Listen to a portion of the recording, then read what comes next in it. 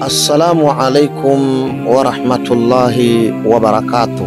Ndugu yangu Muislamu na mpenzi wa mambo ya kheri kokote pale ulipo duniani ambapo sauti yangu inafika katika masikio yako, ninakusalimu kwa salamu kutoka kwa Allah subhanahu wa ta'ala. Amani ya Mwenyezi Mungu iwe juu yako na rehema zake na baraka zake. Ndugu yangu Muislamu na mpenzi wa mambo ya kheri, masha Allahu ta'ala wa tabaraka arrahman, kwa mara nyingine tena tunarudi katika mambo yetu ya kheri, mambo yenye kupandisha daraja, mambo yenye kumsababisha mtu kufutiwa madhambi yake na kutengenezewa mambo yake. Na leo tuko na mkono wa kheri kutoka kwa kaka yetu wa Omani. Allah subhanahu wa ta'ala amlipe kila la kheri na kila la baraka kwa juhudi hii kubwa kabisa anayoifanya kuondosha dhiki, mitihani na misukosuko kwa ndugu zake. Anasema mtume wetu Muhammad sallallahu alayhi wasallama, hayuko pamoja na mimi yoyote ambaye haguswi na shida, dhiki na matatizo yanayomfika Muislamu mwenzake. Ndugu zangu wapenzi wa mambo ya kheri, tunamshukuru Allah subhanahu wa ta'ala kwa juhudi hii kubwa kabisa iliyofanyika kwa msaada wa kaka yetu kutoka Oman. Alhamdulillah, tunamshukuru Allah subhanahu wa ta'ala. Kama mnavyoona, tulianza zoezi letu la ukusanyaji wa iftari kupita duka kwa duka kukusanya iftari mbalimbali kwa ajili ya hawa ndugu zetu wasiojiweza, wenye dhiki na maisha magumu. Allah alitujalia kukusanya iftari yote, na alhamdulillah tulijaliwa kufanya zoezi la kuipaki iftari hii katika mifuko na viroba, kuhakikisha zoezi la kuanza kupita nyumba kwa nyumba katika familia za wajane wanaoishi na mayatima na wale wenye hali ngumu kabisa za kimaisha, wazee pamoja na vilema. Alhamdulillah rabbil alamin, tunamshukuru Allah subhanahu wa ta'ala. Ama siku yetu iliwadia na alhamdulillah tuliweza kupaki mizigo yetu vizuri na kuanza kupita kaya kwa kaya, nyumba kwa nyumba, kuhakikisha sadaka yetu inawafikia wale wahusika. Na ndugu yangu mpenzi Muislamu na mpenzi katika imani, na hususan wewe mpenzi wa mambo ya kheri, hiki ni kijiji cha Majengo hapa hapa katika mkoa wa Dar es Salaam. Unaweza ukastaajabu, Dar es Salaam kuna watu wenye hali ngumu kiasi hichi?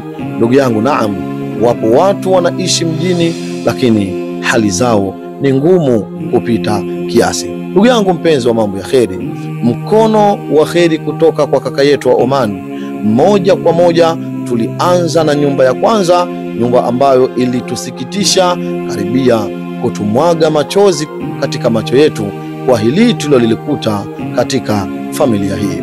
Ni familia ambayo imebakia na binti mmoja mwenye umri wa miaka 22 aliyeachiwa wadogo zake wanne. Ndugu yangu mpenzi wa mambo ya kheri, binti huyu unayemuona alikuwa akikaa katika nyumba iliyoungana na kibanda anachoishi sasa hivi, kutokana na mitihani na maradhi yaliyomkumba mama yake ambaye alikuwa akiishi nao baada ya baba yake kuwa amekufa muda mrefu ingali wadogo. Ndipo ambapo mama yake, kwa kuteseka na maradhi ya figo yalikuwa kimsumbua na uwezo wa kujitibia hana, alilazimika kuuza kipande cha eneo analoishi, lakini bado gharama aliyoipata haikumtosheleza kumaliza matibabu na kuondosha maradhi ya figo yalikuwa yakimsumbua. Hatimaye akaamua kuuza sehemu anayoishi na kubakia na kibanda cha mabati, makuti pamoja na miti kama mnavyojionea, hali ambayo ilimpelekea mpaka umauti unamfika yupo katika kibanda hichi. Ndugu yangu mpenzi wa mambo ya kheri, mama huyu baada ya kufa akamwacha binti huyu mwenye umri wa miaka 22, lakini akimwacha na maumivu makali na mzigo wa kuwalea wadogo zake hawa wanne mnao waona. Ndugu zangu, wapenzi wa mambo ya kheri, alhamdulillah, timu ya The Ikram Foundation leo imefika katika kijiji hichi kwa msaada wa mkono wa kheri wa kaka yetu aliyoko nchini Oman, na alhamdulillah tumeweza kuwasilisha sadaka hii katika familia hii ili kuinusuru na mitihani. Kama mnavyoona, binti bado ni mdogo, aliachwa na umri wa miaka 22, hana kazi wala hana baadhi, jambo ambalo linahatarisha maisha yake asije akaingia katika vikundi vibaya na akaharibika yeye pamoja na kuharibu wadogo zake. Tunaomba wapenzi wa mambo ya kheri, kama vile ambavyo ndugu yetu kaka yetu kutokea nchini Omani alivyoguswa na hali hali za watu wanaoishi katika mazingira magumu, akaamua kuwanusuru na kuwastiri walau kwa iftari kama mnaoiona, basi tunakuombeni ndugu zangu wapenzi wa mambo ya kheri, pahala wanapolala ni pazito sana, pahala wanapoishi unaweza ukasema sehemu hii hawezi kuishi mwanadamu, lakini wallahi ndugu yangu ninakuapia, hapa ndipo pahala ambapo familia hii inaweka ubavu na kulala. Ndugu yangu mpenzi unanitazama, insha Allahu taala waweza kama una chochote kujalia hawa watu walau wakapata chumba kimoja ama vyumba viwili, wakaweza kustirika na hali hii ngumu na hali nzito wanayoipitia. Allah amlipe kila la kheri kaka yetu huyu kutoka nchini Oman kwa hii sadaka kubwa kabisa ya iftar aliyoitoa, na hii ni familia ya kwanza tuliyoanza nayo. Alhamdulillah, tunamshukuru Allah subhanahu wa ta'ala, tumefikisha amana hii kwa amani na usalama. Dada yangu, kwanza pole sana. Unaweza ukatupa historia fupi, iwe kwa ufupi Saidi, kwa nini anakaa kwenye banda hili ambao hamuna hata mlango, hata mnyama yote anaweza kaingia, hata wadudu wanaweza kaingia? Kwa nini umeishi maisha haya dada yangu? Sisi tulikuwa tunaishi na mama yetu. Tulikuwa tunaishi kwenye nyumba hiyo hapo. Naam. Sema katika matatizo ya figo yalikuwa yanamsumbua, ndio akauza, tukawa tunakaa naye huko mpaka umauti ukamkuta. Kwa sasa hivi ameniachia wadogo zangu hao 5, wengine wametoka. Mimi ndo baba, mimi ndo mama, nahangaika nao. Pole sana. Nashukuru. Pia nashukuru kwa iftari mloniletea. Mungu awajalie sana. Amina, amina. Kama ulivyoona ndugu yangu Muislamu, wakati watu wengine wanalala kwenye madogoro, wakati wengine wanalala kwenye nyumba paso sina mlinzi, nini mulango, sina mlinzi na vitu nyingi, basi ndugu yangu mumfikirie huyu dada, at least hichi kisehemu ambao mama yake alibakisha kijengwe hata fumba 2 tu kwa uwezo wa Mwenyezi Mungu. Inshallah ukijenga na Mwenyezi Mungu atakujengea nyumba yako peponi. Sisi kasi yetu ni kufikisha, na inshallah Mwenyezi Mungu atakulipa.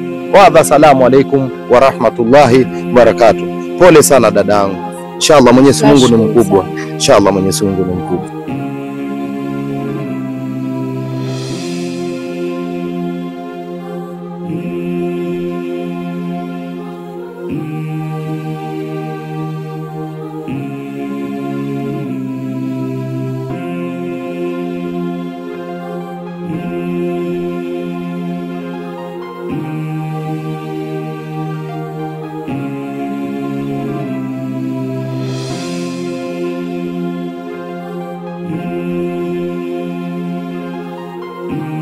Assalamu alaikum wa rahmatullahi wa barakatuh. Hakika ndugu zetu, kaka yetu wa Oman, asante kwa kusitiri familia hizi masikini. Na sani wewe mwenyewe unaona hata kinyumba yao watu mnaona. Hii mama yetu alikuwa hana hata hela ya kula wala ajua atakula nini, lakini Al-Ikram Foundation wamemuona, na kaka zetu wa Oman na ndugu zetu wa Oman, hakika Mwenyezi Mungu atawalipa. Leo nimeitwa katika hii taasisi ya Al-Ikram kwa ajili ya kufuatilia wapi tunapeleka futari zetu. Kwanza mmeweka futari ya kutosha, umama mpaka mwezi anaisha na sani, atakuwa amemfurahisha Mwenyezi Mungu. Tunaomba tuendelee kuchangia yale mambo ya kheri, ndugu zangu wa Oman, dunia nzima. Hakika Mwenyezi Mungu atawalipa. Mmefanya biashara na Mwenyezi Mungu. Kaka yetu wa Oman, usichoke, wakumbushe na wengine ambao bado hawakumbuki kutoa. Toeni kwa ajili ya Mwenyezi Mungu.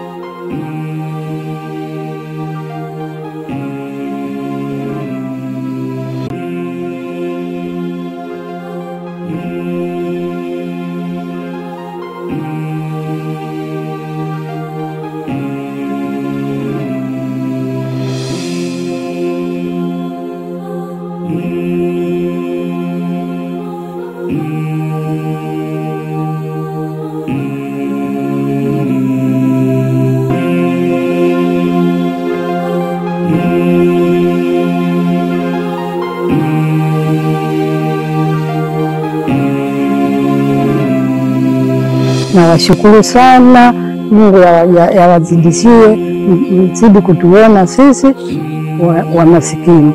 Shehe huyu aliyotoa kwa moyo wake, namshukuru sana, aendelee milele. Amen.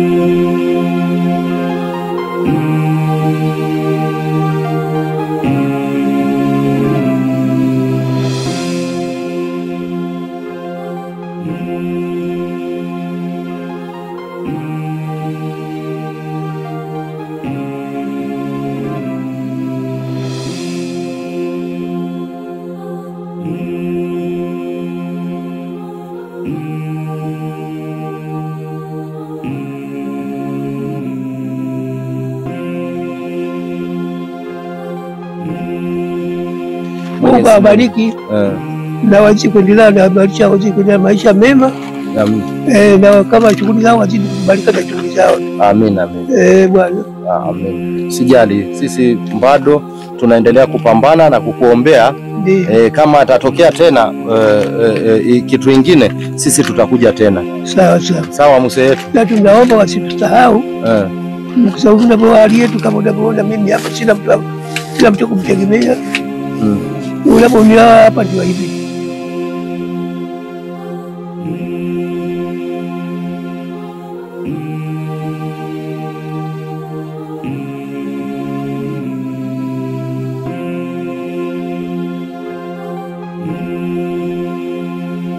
Babu, salamu alaikum. Hongera bwana, nasikia unafunga msuri kabisa pamoja na umri yako hiyo. Hongera sana, inshallah Mwenyezi Mungu atakulipa. Leo niko na taasisi anaitwa Al-Ikram. Tumeagizwa na watu wetu ambao wako nyuma yetu. Wamesema tuje tukuletee sisi futari ambazo ni hizi hapa. Hapa kuna marage, kuna sukari, kuna kila kitu ambayo anastahili, kuna mpaka mafuta. Umeona babu yangu? Sema mimi nataka nikuibie mke kidogo. Hii mwanamke bado ndito. Nataka nikuibie kidogo. Ndugu zangu Waislamu, kama anapoona sisi tunaenda kulenga ile mtu, kama ataona tunaweka moja, hatukusanyi watu wengi, tunaweka moja, lakini wale watu ambao wanahitaji, wale watu ambao hawajui kesho yao, hawajui baadaye yao. Wakati wewe ana uhakika wa kufuturu, kuna mtu mwingine anafuturu maji, hiyo bado hajawasa. Lakini kwa uwezo wa Mwenyezi Mungu kupitia dada yetu huyu hapa, tumemtuma akafanya research nani na nani wanahitaji, kwa maana yule mtu ambaye anatoa sadaka yake naenda kufika kwa yule mlengwa. Kwa hiyo ndugu zangu, nyinyi ambao bado mna hela mnasifungia ndani, nyinyi ambao bado hamjaona watu ambao wanashinda na njaa, yani marasani kwao ni kitu wa kawaida amekuwa, sababu njaa kwao ndo kila siku, ndo mwimbo wa taifa kama ilivyokuwa mwimbo wa Tanzania au mwimbo wa Omani. Kwa hiyo ndugu zangu, ungana na watu wa kheri kufanye mambo ya kheri. Hemu angalia hii. Ndo sehemu msetu anajificha hapa, ndo sehemu msetu anakaa. Hemu ndo nyumba msetu anakaa. Wakati wao nalala kwenye madogoro. Wanaudhu billahi min dhalik. Mwenyezi Mungu jalia wa watu wa kheri, wakafanya kheri zile ambazo watalipwa na Mungu yao. Fanya biashara na Mwenyezi Mungu. Mwenyezi Mungu anasema ya ayyuhalladhina amanu, enyi watu ambao mlioamini. Ina maana Mwenyezi Mungu kachagua kundi lake la watu. Hal adulukum ala tijaratan, yani Mwenyezi Mungu anasema nikufundisheni biashara. Cha kwanza hapo, yani wewe unafundishwa biashara na Mwenyezi Mungu. Tunjikum minal azabun alim, itakaowaondoa nyinyi au itakaoepusha na adhabu kali ya Mwenyezi Mungu. Kwanza Mwenyezi Mungu amechagua watu wake, anasema walioamini, sababu anajua ameumba binadamu nyingi, lakini kuna wengine hawana imani kutokana labda hajasoma dini, hajui athari yake, hajui chochote. Alafu anasema kufundisheni biashara ambayo itawaepusha na moto mkali uumisao moto wa Mwenyezi Mungu, ambao wa moto wa duniani hatuwezi hata kukupatia na mkono.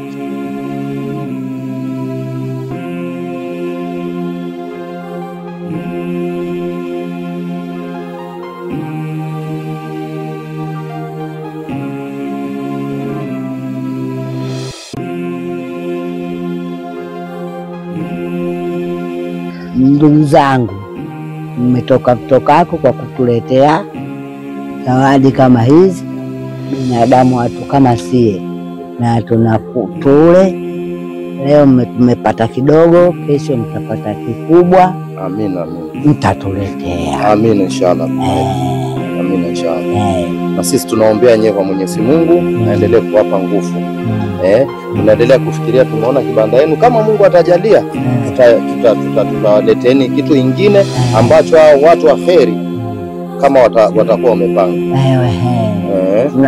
Tunaomba Mungu akupeni nguvu. Leo mtanijengea ghorofa au mtafanyaje? Mlichojalia kwa Mwenyezi Mungu. Inshallah. Kama mlivyokuwa mmejaliwa hivi, basi mtaniletea na pengine tena. Kupita hapa. Nashukuru.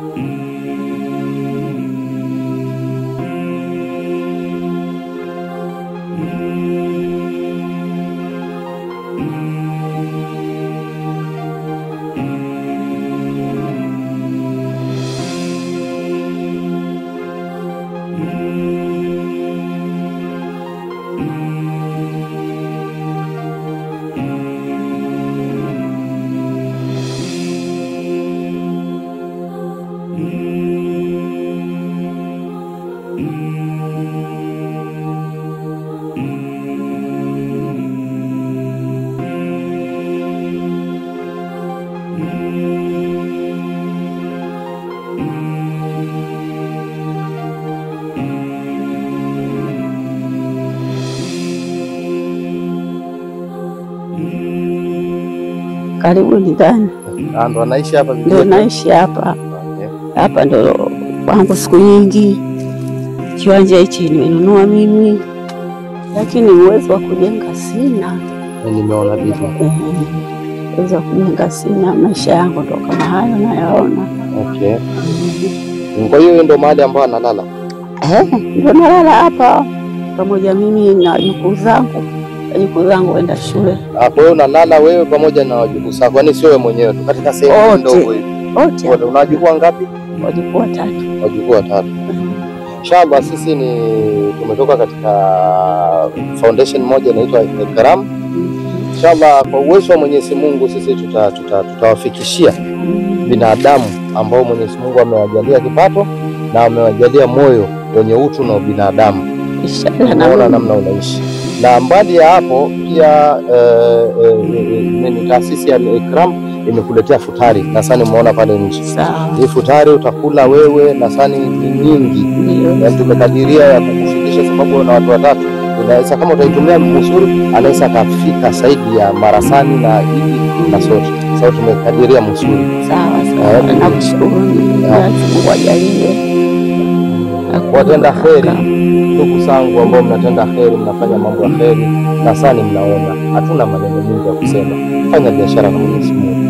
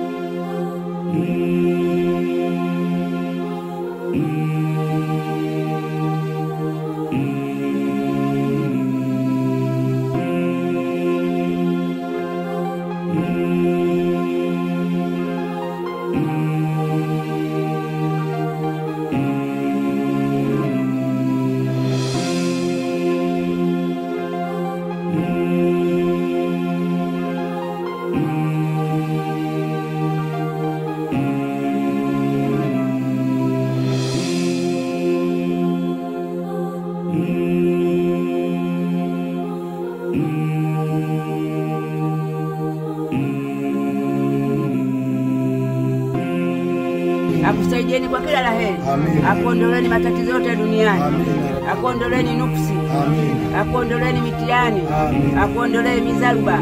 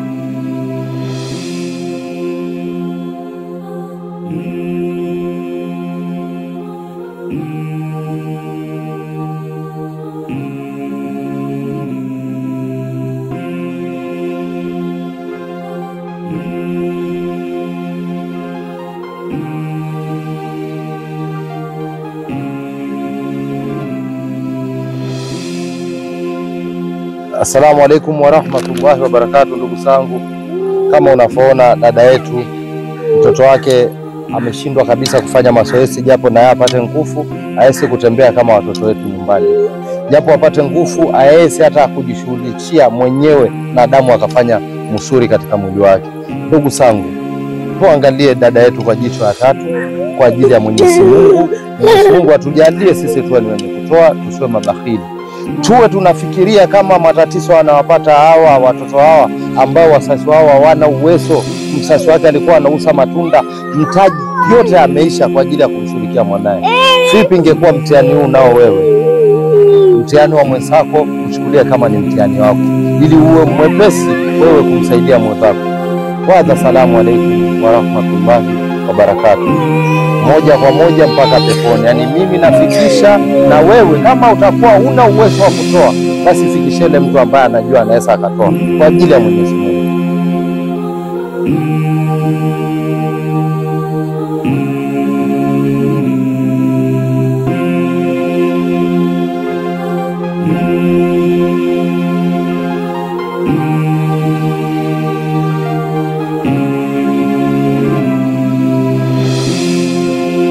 Mwenyezi Mungu mkutufu anasema Allahu yakhluqu ma yasha. Yani Mwenyezi Mungu ndo mbora wa kuumba, anaumba ajuafu. Angalia miujiza Mwenyezi Mungu. Kamuomba huyu mtoto hana mikono, lakini huyo Mwenyezi Mungu ambaye amemuumba mtoto mikono yake imeshikana, akamuumba mtu akampa akili, atakuwa dokta kwa ajili ya kumtibu huyu. Alafu huyo Mwenyezi Mungu aliyomuumba huyo dokta akaumba mtu mwingine ambao ana uwezo wa kumsaidia huyu, akaenda akatibiwa. Yani wewe ambao Mwenyezi Mungu amekujalia ukapata hela, ukamjalia huyu mtoto akapata hiyo hela, ataenda kwa hiyo dokta, kwa hiyo hospitali, atatibiwa mikono yake pamoja na miguu. Pia huyu mtoto alikuwa na matatizo ya moyo, alikuwa na matundu mawili katika moyo wake, lakini Mwenyezi Mungu ajalia amepata dawa. Sasa moyo wake tundu moja amesiba, amebaki moja. Ewe ndugu yangu Muislamu popote alipo ulimwenguni, huyu mtoto kwa kuwa unapata hii video, utakuja kuulizwa, je, ile kitu Mungu alikupa imesaidia nini? Mtoto ambaye ana mikono ingekuwa ni mtoto wako au mtoto wa jirani yako, au wewe angefanyaje ingekuwa Mungu kakupa mtihani? Mwenyezi Mungu hawezi kukupa mtihani ambao wewe uwezi. Kwa hiyo wewe ulioko unaona video hii, ndugu wangu, tuchukue video hii kama ni mtihani kwetu. Video hii tuweze kumsaidia mtoto ambaye nataka na iwe na vidole kama ya watoto wako, insha Allah, kwa uwezo wa Mwenyezi Mungu.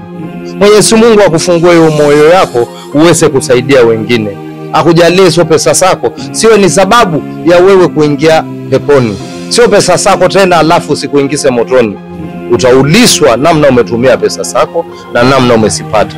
Anza kujitayarisha namna umesitumia ili usipate maswali mengi kwa Mwenyezi Mungu. Assalamu alaikum wa rahmatullahi wa barakatuh. Ndugu zangu, katika kusitafuta kheri na wale watu ambao watakuwa ni sababu ya sisi kuingia Janna Firdaus, tumekutana na kijana yetu mmoja hapa. Yeye changamoto yake ni mlemavu, yani hawezi kutembea mpaka atambaye. Mwenyezi Mungu ndo alifomkadiria, na Mwenyezi Mungu ni mwingi wa kukadiria, lakini mtoto anapenda kusoma, si ndio? Kwa hiyo anataka ile baskeli ya kunyonga ili aweze kwenda shule. Anashindwa kwenda shule sababu hana baskeli ile ya kunyonga kumfikisha shule, na kule shule pia choo iko mbali. Huyu kwa mwendo wake mpaka atoke pale mpaka afike chooni anatumia muda mrefu. Kwa hiyo angekuwa na baskeli at least angempeleka chooni. Kisha pia akitembea wakati wa kwenda chooni anatumia mikono, kwa hiyo anashika saa nyingine uchafu, mtihani sana. Kwa hiyo ndugu zangu Waislamu, tungeweza kumpatia vile vitu ya kufaa na ile vitu vingine ya kuweka kwenye miguu, ili akiingia huko chooni asiweze kushika uchafu na asiweze kupiga magoti kwenye sehemu chafu, ili naye yawe anafanya ibada zake mzuri. Na alhamdulillah amesilimu pia, na hali yake ilivyo, lakini amesilimu. Sasa hivi anaitwa nani? Umar. Anaitwa Umar. Umeanza kusoma chuo? Uko sura gani? Alifu. Uko alifu. Ndio kwanza ameanza kusoma chuo, ndo ameanza alifu. Ndugu zangu, kuna kheri zaidi ya hizi? Utataka utafute nini tena? Uambiwe nini kuhusu Waislamu ambao wako katika hali ya chini. Uambiwe nini kwa mtu ambaye kwa hali yake yeye alafu kasilimu, yani kamwamini Mwenyezi Mungu na mtume wake. Mtume wetu anaitwa nani? Muhammad sallallahu alaihi wasallam. Na Mwenyezi Mungu anaitwa nani? Allahu na mtume wake nani? Muhammad. Hebu fikiria, ana uwezo wa kujua kwamba kuna mtume anaitwa Muhammad na mtume amekuja kwa ajili ya watu wote, kamkuta katika kaumu hii akiwa na hali hii. Ndugu yangu Muislamu, hii ni dhima yako na dhima yangu kwa Mwenyezi Mungu wetu. Baskeli na fitru ile ya kuweka mkononi huku na miguuni, ili aise kwenda chooni kama watu wengine. Hata choo zetu hizi za kawaida tu aisitumia, sababu tunatumia choo za public. Atatumiaje na akati anashika chini? Ndugu yangu, jaribu kufikiria mara mbili kwa ajili ya Mwenyezi Mungu. Umepewa na Mwenyezi Mungu, toa kwa ajili ya Mwenyezi Mungu.